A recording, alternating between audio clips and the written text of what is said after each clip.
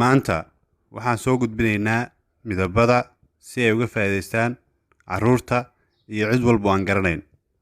10 ka mid ah midabada ayaan soo gudbinaynaa. Casaan, huruud, cagaar,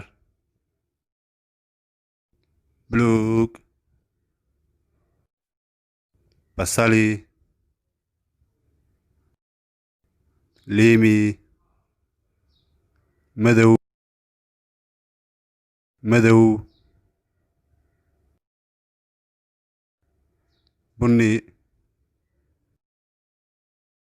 dameeri, caddaan. Mar labaad baan ku celinaynaa. Casaan, huruud, cagaar,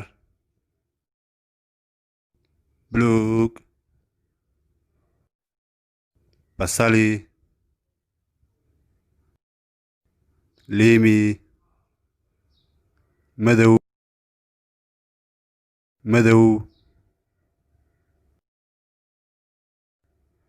bunni,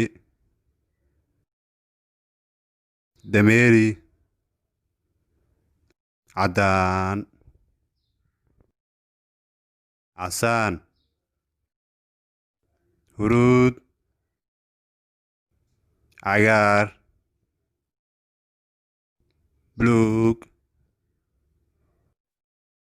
basali, liimi, madow,